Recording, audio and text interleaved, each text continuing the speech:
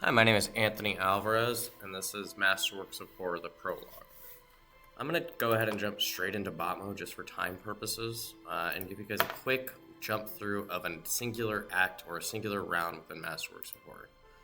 So I'm going to go ahead and choose H.P. Lovecraft, since he happens to be my favorite author of the authors that we utilize.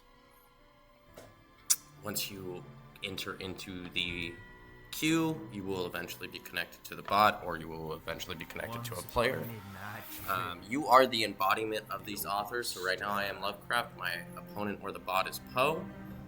And here we have our rewrite phase. So this is where you are allowed to mulligan any cards that you don't want, you might want to see later, etc. If you ever need to check what a card does, you can always check its info here. So I'm going to go ahead and mulligan away these three cards because I know my opponent is playing Poe, who is very aggressive, while Lovecraft is very passive. So I drew some even heavier cards, but that's okay. So what I mean by a real-time card game is the fact that this game doesn't stop going. It is consistently going the entire time, but we do kind of allow you to cheat that in our bot mode by implementing this pause feature that allows you to sort of read some cards. So I'm going to utilize that right now to help you guys read some cards and understand what they're actually saying. So Yig is an outer god.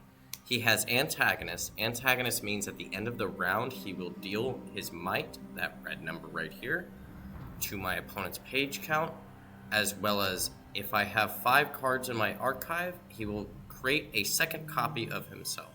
So we try to base all of our cards within sort of the lore of the stories that these come from. So Yig is the father of serpents, so we felt that making a new embodiment of himself was a proper way to represent that. So I'm going to go ahead and unpause and show you the real-time aspects again. In PvP, which is what this game is primarily about, the pause button is not implemented. It is only for the bot mode in order to help teach players. So I'm going to play my setting card. When my opponent walks over my setting card, I gain an effect. That effect is Devil's Reef spawns this card called Eldritch Knowledge, and I'm going to go ahead and play my character card in my origin zone. You'll notice that all of our cards have to start at one end of the book, and as they progress along, they are able to deal damage to each other, etc. I'm going to not block here to show you what happens when my opponent deals damage to me. So I lost 3 pages there. If my page count ever reaches 0, then I am dead. The object of Masterworks is to set your opponent's page count to 0 or to have the most pages at the end of 3 acts. There are multiple ways to gain pages in Masterworks. One of the ways is to play a protagonist like my opponent did, that's why he has 12. And I just D1 transformation to his card. So that is a narrative card. A narrative card means that it is a spell card that you are allowed to activate at any time. And I'm going to go ahead and try and deal with the heavy aggression that my opponent is playing. So my Yig just came out. And I'm going to play this narrative card that deals damage to the entirety of the board to sort of give myself room to breathe.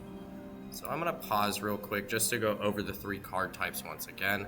A setting card must go into these setting zones here, and when something arrives at it, an effect activates. This card's setting effect happens to be to give you a card called Eldritch Knowledge, which is a token card that costs 1 and gives you 2 inspiration.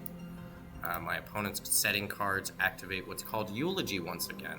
So Eulogy is when a character dies, it activates an effect. These other cards in my hand, this is a narrative card. So once again, a narrative card is a spell card effectively. You can play this at any time. Some of them target, some of them don't. When you play them, a certain effect will happen. And then these last cards in my hand are character cards. So Cthulhu is this big giant character card that costs 9. Well, you only have 10 mana in this game, so that's almost all your mana. What about this big guy over here that costs 29? Azathoth has a unique effect that makes him cost down per card in your graveyard, so the whole entire point of this Lovecraft deck is to get to Azathoth, your big bad boss monster, and summon these corrupted eldritch horrors that'll kill your opponent in one shot. So I'm going to pause and let the act end to show you guys the quick act transition. If I can survive my opponent, there we go. You should be able to survive now. So I play my character. His character has 4 might. It's going to deal 4 damage to my will or health, and then it will die. I'm going to go ahead and block again. I played a protagonist, so I gained some healing there. and then the act just ended. So when an act ends, cards are permanently removed from the game, i.e. they are published within your deck.